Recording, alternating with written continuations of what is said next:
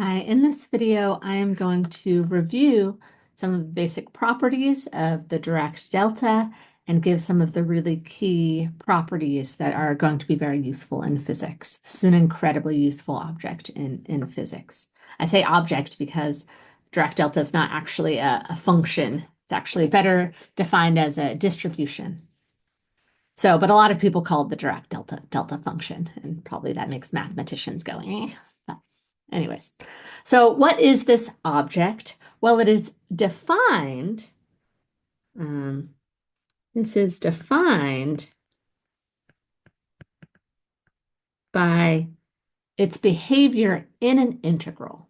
That's why it's not just like a normal function. It's defined by the fact that if we integrate from minus infinity to infinity over any continuous function f of x times, this is the Dirac delta, delta of x minus x naught, and integrate that over x, then this is defined to pick out that function evaluated at the point x naught, right? So this is the Dirac delta. And this f of x is any continuous function.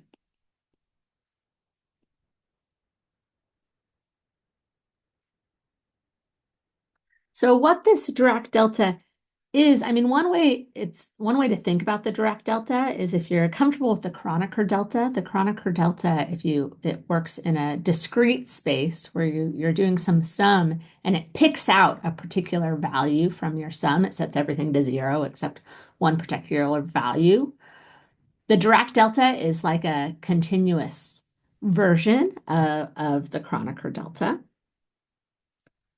And to draw a picture to help you get a feel for it, so if we have some function, f of x is x. I'm just going to make this function up. This looks like this. And then we have x naught, which is just some point, right? It's just it could be x equals 3, whatever you want it to be. What our Dirac delta is it wants to pick out the value of the function right at x naught.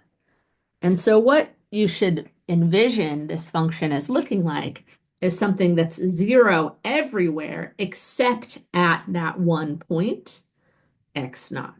And so that allows you to pick out the value of our function f of x at that point. So this is what the Dirac delta looks like.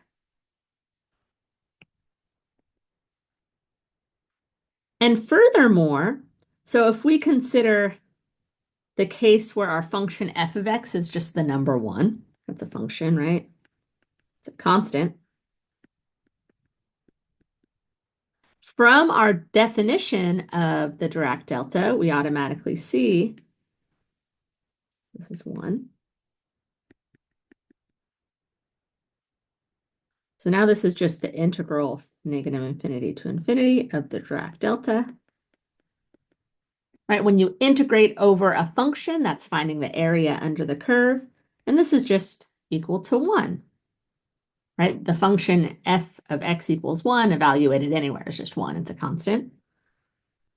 So this is a property. This tells us the area under the Dirac delta is 1.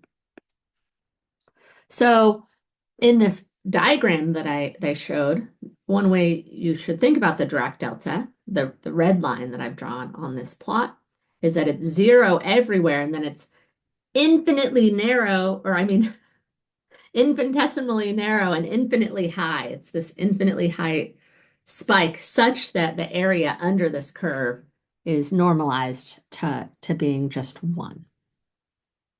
Okay, so that's how you can visualize the Dirac delta, and you think of, therefore, it allows you, when you put it under an integral, to pick out the value of your function at a particular point. And this thing is going to be very helpful. So let's look at some key properties. These are definitely not all of the properties, but these are going to be some of the properties that are very important. One thing to note, these properties are always assuming that you're under an integral. And if you want them to actually be well defined mathematically, because our Dirac delta, after all, is defined by its behavior under an integral. So you assumes these are uh, under an integral.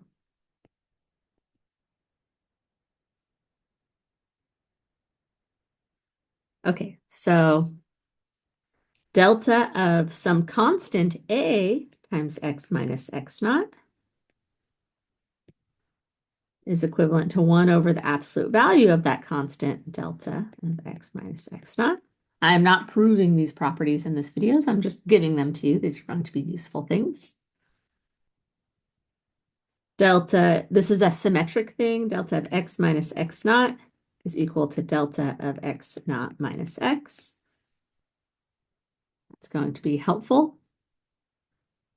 Delta of x squared minus x naught squared is equal to 1 over 2 absolute value x naught times delta of x minus x naught plus delta of x plus x naught.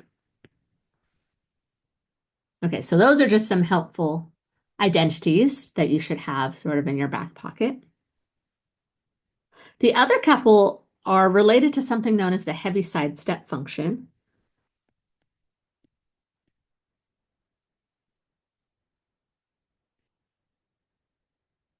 Which is also often written with a capital theta, is what this is. This is the Heaviside step function. What this looks like, this is an object that is either equal to 0 if x is less than x naught, or 1 if x is greater than x naught.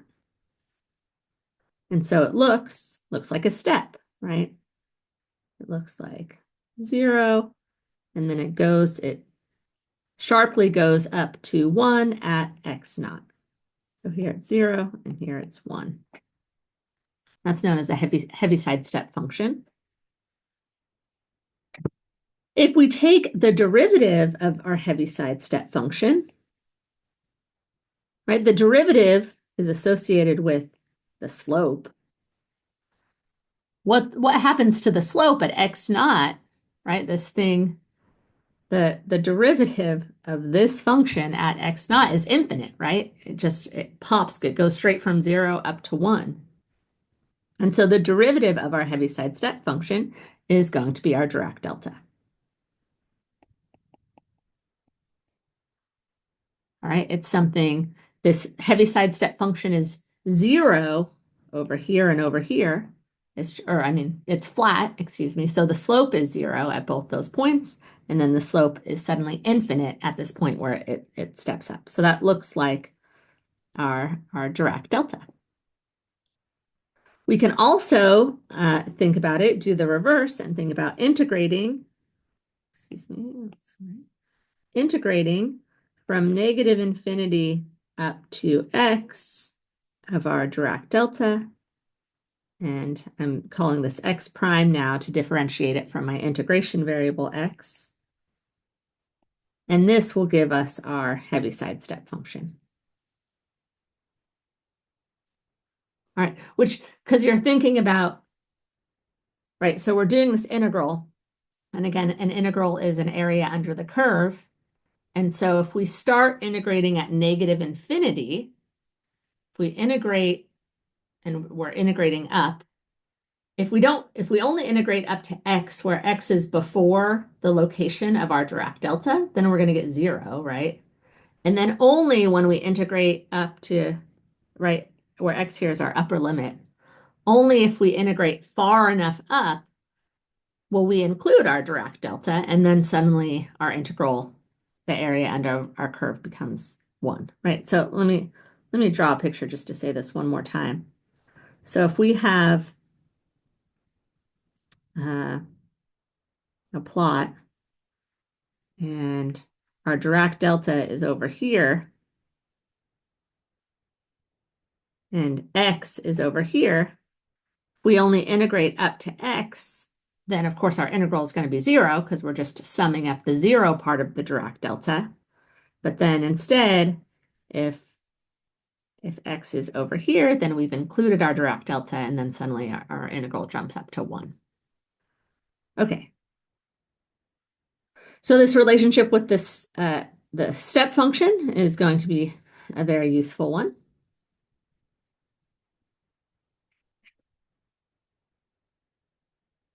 The Dirac delta in this form is going to be useful, but we live in a three-dimensional world for space-time dimensional worlds. So there are happily three-dimensional and four-dimensional generalizations of this.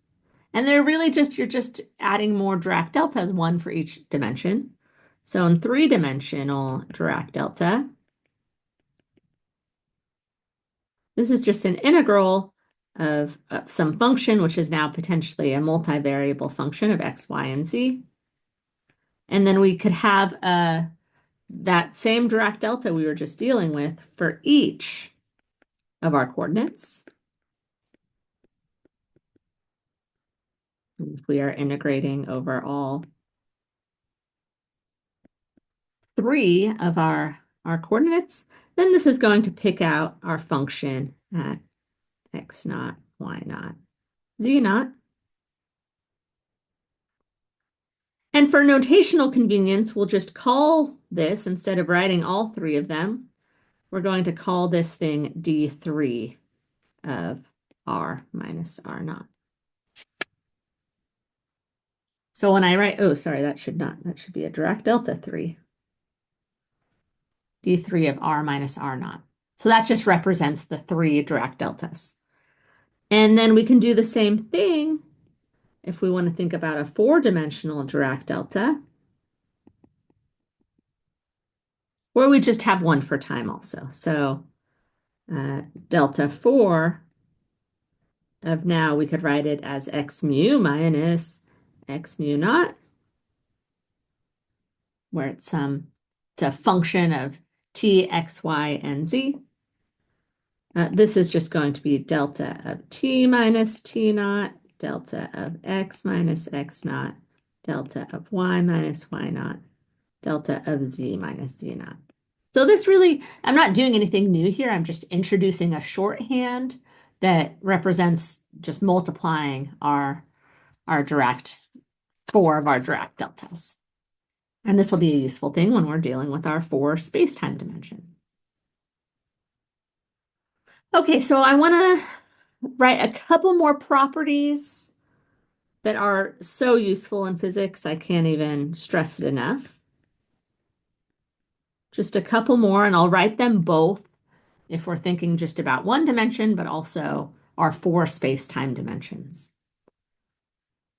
So if we integrate from negative infinity to infinity, e to either plus or minus I p of x minus x naught, and we integrate over p. So p here is our integration variable, and that means x here is just like a constant. This is 2 pi Dirac delta x minus x naught. So you can show that the integral of an exponential behaves like a Dirac delta. Here, what's p? I don't know. Well, of course, it's going to end up being momentum. But for now, it's just some integration variable. Like mathematically, you can just prove this without knowing that there's that physics application. Similarly, e to the plus or minus I p minus p naught times x integrated in dx is 2 pi delta of p minus p naught. Or we can write our 4 space-time dimensional versions of these. Right, this what I've written here looks like it's just a one-dimensional thing.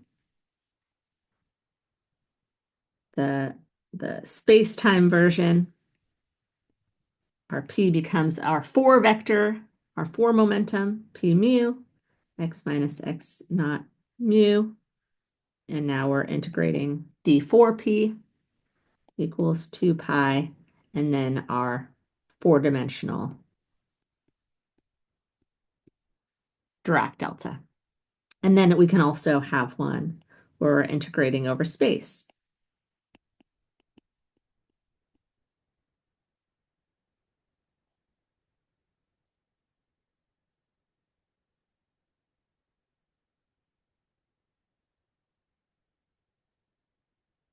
Okay. All right. And those, again, I haven't derived them. It's helpful to look at where these things have come from. Uh, but now you know that you have them, and then we'll see in physics applications how we can apply them, and we'll see that these are incredibly useful things. All right, so that's some of the most important things about the Dirac delta.